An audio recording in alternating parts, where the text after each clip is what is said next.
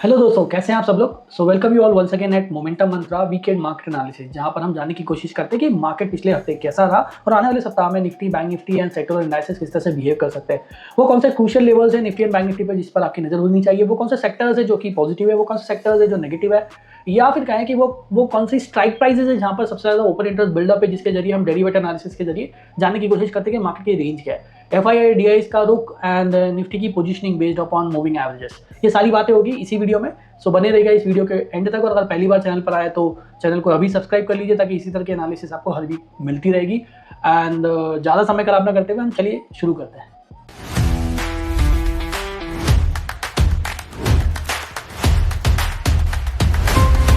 Investment in the securities market is subject to market risks. This content is for educational purposes only and should not be considered financial advice. So hi, my name is Manish Salvi and I'm a SEBI registered research analyst, and in this video हम बात करने वाले हैं weekend पे बाजार कैसा रहा और आने वाली वीक में आपको किस तरह से मार्केट को देखना है। तो चलिए शुरुआत करते हैं सबसे पहले डॉलर इंडेक्स पर। तो पिछले भी सप्ताह में या पिछले कुछ डिस्कशन में मैं डॉलर इंडेक्स पे लगातार बात किया, जहां पर आप देखोगे कि डॉलर इंडेक्स जो है वो 100 मार्क के ऊपर सस्टेन कर रहा है। And you can clearly see that कि मार्केट जो है ना इस पर्टिकुलर ट्रेंड लाइन का सपोर्ट ले रहा है। यहाँ से जो पॉइंट स्टार्ट हुआ था उसी पॉइंट से मार्केट यहाँ सपोर्ट लेता नजर आ रहा है, एंड ये एक जंक्शन बन चुका है मार्केट में एक स्ट्रॉन्ग सपोर्ट के लिए, एंड मे बी पॉसिबल आने वाले समय में मार्केट इस तरह से यहाँ पे बिहेव करता नजर आए। So I believe in dollar index की मार्केट जो है ना बेसिकली यू कैन से 100 का एक सपोर्ट है, on a higher level immediate जो रेजिस्टेंस आ रहा है वो 101.50 आ रहा है। आरएसआई फ्रंट पे थोड़ी सी नेगेटिविटी मुझे नजर आई है, बिकॉज यू कैन सी कि आरएसआई पे ये इस तरह से डाउनसाइड ब्रेकआउट दिया है, बट स्टिल सस्टेनिंग अबव 50 का mark which is quite positive on this particular dollar index. आगे बढ़ते हैं, निफ्टी पे बात करते हैं। तो निफ्टी बेसिकली अगर आप देखोगे तो एक वोलेटिलिटी कॉन्ट्रैक्शन फॉर्मेशन बना रही है यहाँ पर, जो कि मैं यहाँ पे देख सकता हूँ। सो मे बी पॉसिबल इस तरह का कुछ बिहेवियर, इस तरह का कुछ फॉर्मेशन हमें आने वाले समय में देखने को मिले। It is purely ascending triangle kind of pattern, but last week मतलब लास्ट वीक बोलूँ तो फ्राइडे को जो सेकंड हाफ में बाइंग आया, वो बाइंग बहुत कुछ कहता है अपने बारे में। मतलब इट्स लाइक इस तरह का बाइंग हमें बहुत रेयर देखने को मिला है पिछले कुछ दिनों से, या मैं कहूँ कुछ ट्रेडिंग सेशन से। बट हमें जो मोमेंटम देखने को मिला, अगर मैं 30 मिनट्स के चार्ट पर देखूँ तो it was a completely a strong momentum toward the upside. And मैं पिछले वीक भी बात किया था कि मार्केट में ना एक स्ट्रॉन्ग रेजिस्टेंस है 200 का, उसी लेवल पे मार्केट रिएक्ट किया था। एंड देन जैसे ही वो 200 के ऊपर सस्टेन किया एंड वहाँ पे शॉर्ट कवरिंग देखने को मिली, एंड शॉर्ट कवरिंग के चलते जो निफ्टी है ऑलमोस्ट 24,350 के लेवल्स तक छूना में कामयाब रही। नाउ नेक्स्ट लेवल जो मुझे नजर आते हैं ऑन द निफ्टी अगर मैं बात करूँ तो वो आता है 24,500 और 24,550 एंड 24,600 का एक स्ट्रॉन्ग रेजिस्टेंस जोन है। मतलब ये जो दो लाइंस मैंने यहाँ पर आपको डिफाइन किया हुआ है, यू कैन सी कि ये 24,550 और 24,600 की कौन सी दो लाइंस है। So let me explain mark that कि ये जो दो लाइंस दिख रही है आपको, ये दो लाइंस के बीच में आपको यहाँ पर एक रेजिस्टेंस जोन फील हो सकता है आने वाले समय में। एंड इतना इजीली मार्केट अभी 24,600 500 का जोन नहीं ब्रेक करेगा। यस, लोअर लेवल पे हमें मार्केट्स में लगातार 24,200 का आप सपोर्ट नजर आएगा, एंड इमीडिएट सेकंड सपोर्ट जो नजर आएगा वो 24,000 का नजर आएगा। मतलब 24,000 could act as a strong support and 24,200 could act as a second strong support on the chart. So this way you can see कि आरएसआई फ्रंट पे भी मार्केट जो है ना ऑलरेडी ये वाली लाइंस को ब्रेक करके इसके ऊपर थोड़ा सस्टेन कर रहा है, ऑलमोस्ट 60 के आसपास आरएसआई हॉवर कर रहा है, व्हिच इज जस्ट शोइंग कि मार्केट में थोड़ी पॉजिटिविटी अब है compare to last week. Now bank Nifty में भी सेम स्ट्रक्चर कि बैंक निफ्टी अगर देखोगे तो 57,500 का जो ये वाला मार्क था, एंड हाई लेवल पे मैंने बताया था you just round it of 59,000, इसको आप राउंड ऑफ कर दो 59,000 के लेवल और 57,500, ये 1,500 का रेंज है निफ्टी बैंक निफ्टी में।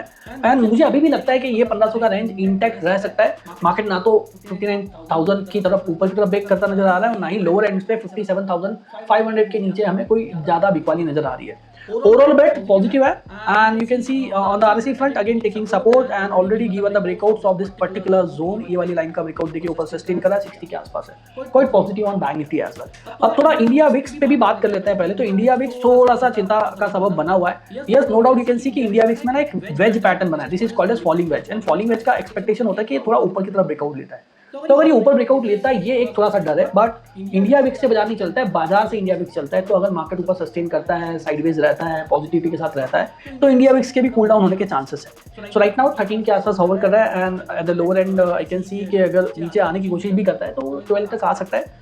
बट अप साइड में थोड़ी सी ज्यादा रेंज है उसके पास एज पर दी फॉर्मेशन, मतलब मार्केट सिनारियो के हिसाब से तो नहीं जाना चाहिए, but as per the formation थोड़ा नजर आता है कि वो थोड़ा डाइवर्जन भी दिखाया आरएसआई फंड पर। अगर आप आरएसआई पे देखोगे तो यहाँ पर एक डाइवर्जन है, मतलब मार्केट ने जब नया लो बनाया उस समय आरएसआई ने नया लो नहीं बनाया, मतलब दिस इज वेयर जब भी वेज फॉर्मेशन होता है तो डाइवर्जन नजर आ ही जाता है। नेक्स्ट मैं बात करूँ अब यहाँ पर mid caps and small cap की, तो एज आई टोल्ड यू कि mid cap and small cap जो है ना अपनी ऊपर वाली जो रेजिस्टेंस लाइन है उस रेजिस्टेंस लाइन का रेजिस्टेंस फेस करते नजर आएंगे, एंड मे बी पॉसिबल कोई करेक्शन आ जाए या कंसोलिडेशन होना चालू हो जाए। तो देखिएगा ऑलमोस्ट यू कैन सी के 19,700 का जो मार्क है ये इसके लिए एक बहुत स्ट्रॉन्ग थ्रेशोल्ड की तरह है। ये जो येलो लाइन आपके ऊपर नजर आ रहा है resistance line, and might be possible इस एरिया को रजिस्ट करके मार्केट थोड़ा सा रिएक्शन दिखाए, मतलब बड़ा रिएक्शन नहीं बट थोड़ा रिएक्शन दिखाए ताकि कोई बेस बना सके बाजार। तो मार्केट यहाँ पर बेस बनाएगा, उससे पहले small cap and mid caps में उस तरह का मोमेंटम आना बाकी मतलब पॉसिबल नहीं है। सिमिलरली मैं अगर मिड कैप्स की बात कर लूँ आपसे, तो मिड कैप के चार्ट्स पर नजर डालें तो हम मिड कैप्स का ये जो चार्ट आपके सामने है उसमें भी सिमिलर लाइन है।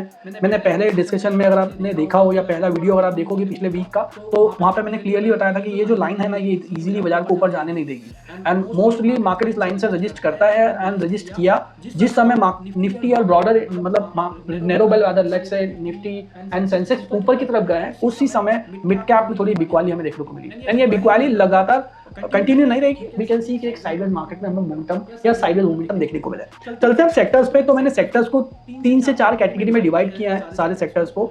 एक कुछ वो सेक्टर्स हैं जो कि मार्केट से थोड़ा आउट परफॉर्म कर रहे हैं, हाई राइज हाई लो बना रहे हैं। तो फार्मा सेक्टर में थोड़ा सा हमें प्रॉफिट बुकिंग देखने को मिला, बट ये प्रॉफिट बुकिंग थोड़े समय का है, might be possible pharma sector further यहाँ पे कंसोलिडेट करके फिर से कुछ मोमेंटम दिखाए। ओवरऑल ट्रेंड फार्मा का पॉजिटिव नजर आ रहा है, there is no problem on the pharma side. Yes we can see कि मार्केट ने जब नया हाई बनाया था तो आरएसआई में थोड़ा डाइवर्जन नजर आया, which I called it as a failure swing. So उसकी वजह से ही प्रॉफिट बुकिंग होगा, थोड़े समय रुकेगा तो आरएसआई फिर से मेंटेन हो जाएगा हाई साइड में। नेक्स्ट मुझे जो सेक्टर नजर आ रहा है डिफेंस सेक्टर की, यहाँ पर भी आप देखोगे तो ऑलमोस्ट ये पॉजिटिव ट्रेंड में ही है एंड एक स्मॉल वेज बनाता हुआ गिर रहा है। जैसे कि देखोगे आप यहाँ पर एक वेज बनाया था एंड उसके बाद एक ब्रेकआउट आया था, तो अगेन आई एम एक्सपेक्टिंग कि इस तरह के वेज के बाद फर्दर एक अपसाइड ब्रेकआउट आ सकता है। हाई लेवल पे जो डिफेंस सेक्टर है उसमें 9700 और लोअर एंड 9700 का रेजिस्टेंस है, और लोअर एंड पे अगर देखो तो 9300 का एक सपोर्ट नजर आता है ऑन दी डिफेंस। जो नेक्स्ट है जिसने की इन्वर्टेड एचएनएस बना के ब्रेकआउट दिया पिछले 2-3 वीक्स में, एंड यू कैन सी कि यहाँ पर एक फ्लैग काइंड ऑफ पैटर्न हमें देखने को मिल रहा है on this realty sector. And again you can see कि ये जो इन्वर्टेड एचएनएस का ब्रेकआउट था, एक लॉन्ग टर्म डाउनवर्ड ट्रेंड्स का ब्रेकआउट आया, and that breakout takes the realty sectors to the positive. And मुझे लगता है कि अब ये जो एरिया है रियलिटी पर ये 950 का जो मार्क नजर आता है 950 ये क्रूशियल हर्डल की तरह काम करेगा, बट मे बी पॉसिबल इसी एरिया को पकड़ कर या इसी एरिया को होल्ड करके मार्केट जो है ना कंसोलिडेशन स्टार्ट कर दे। सो नेक्स्ट में अगर मैं बात करूं यहाँ पर जो सेक्टर मुझे ऑटो सेक्टर थोड़ा बेटर परफॉर्म करते नजर आया compare to what I can say Nifty. So again ये क्रूशियल लेवल है यहाँ पर 27,500 का, सो 2750 का अगर लेवल ब्रेक होता है ऑन दी ऑटो सेक्टर तो हमें ऑटो सेक्टर्स में भी मोमेंटम देखने को मिल सकता है। तो ये कुछ 4-5 ऐसे सेक्टर्स थे जो कि मार्केट को थोड़ा आउट परफॉर्म कर सकते हैं मेरे हिसाब से। सो हमें इन पे नजर रखनी चाहिए। नेक्स्ट अब मैं बात कर रहा हूँ कि उन सेक्टर्स की जो थोड़ा सा रिकवरी मोड में है। रिकवरी मतलब यू कैन सी कि ना तो ज्यादा पॉजिटिव है ना नेगेटिव है। यस 26,000 का सपोर्ट लेकर आईटी सेक्टर ने एक बाउंस बैक जरूर दिखाया है। पिछली बार भी अगर देखें तो कई बार 26,000 के एरिया से सपोर्ट लिया है IT, and you can see कि ये जो एरियाज है यहाँ पे जब मार्केट में डाउनवर्ड चैनल बन रहा है उस समय आरएसआई में एक स्ट्रॉन्ग डाइवर्जन देखने को मिला है, which is the strong positive diversion.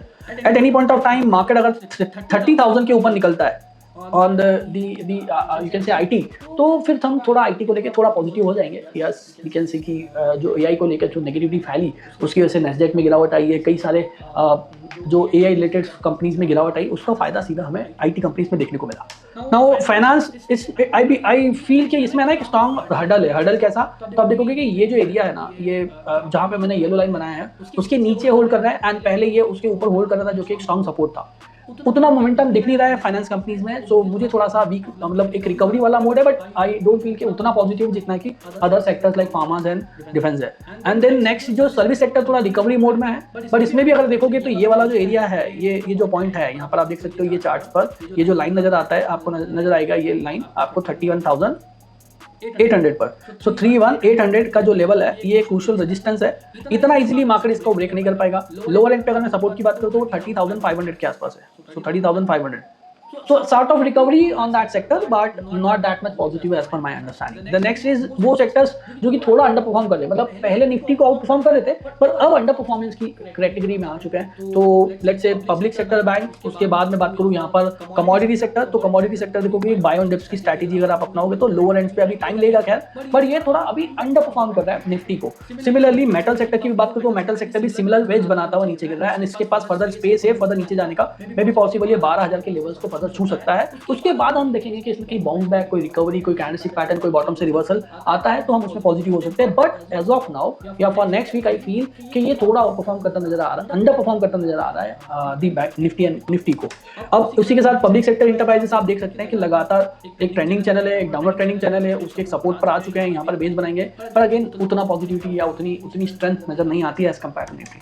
The next is power. तो मैंने कहा कि पहले भी बोला हूँ कि पावर में प्रॉफिट बुकिंग एक्सपेक्टेड है, तो आप देखोगे यहाँ पर एक एचएनएस पैटर्न बना हुआ है। This is what called as head and shoulder pattern. उसका ब्रेकआउट देकर मार्केट नेकलाइन को भी रिटेस्ट कर चुका है। So further I can see कि यहाँ पे एक power profit booking I can see Nifty इसमें दिख सकती है। और जब तक ये पर्टिकुलर सेक्टर या ये चार्ट पे अगर मैं लाइन बनाऊँ, ट्रेंड लाइंस, देखिएगा मैं जब भी मार्केट को देखता हूँ तो मैं लाइंस के बिना मार्केट देखता नहीं। तो मैं जब तक ये वाला जो लाइन है यहाँ पर इस लाइन के ऊपर बाजार नहीं आ जाता तब तक मैं on this particular you can say कि जो एनर्जी एंड पावर सेक्टर्स है उनको लेके मैं उतना पॉजिटिव नहीं हूँ।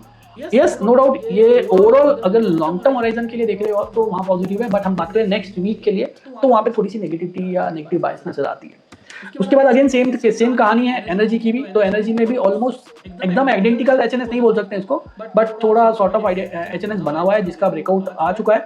थोड़ा डाउनवर्ड स्लोपिंग है, बट यस नेगेटिविटी तो बरकरार है। मतलब जिस तरह का नेगेटिविटी आपको पावर सेक्टर में दिख रहा है वही नेगेटिविटी आपको एनर्जी सेक्टर में भी फिलहाल दिख रहा है। एंड प्योरली अंडर परफॉर्मर में तो हर समय एक ही कैटेगरी आ रहा है मेरे पास, FMCG which I am completely bearish on, और उसके बाद है आपका इंफ्रा, और इंफ्रा के बाद है आपका ऑयल एंड गैस।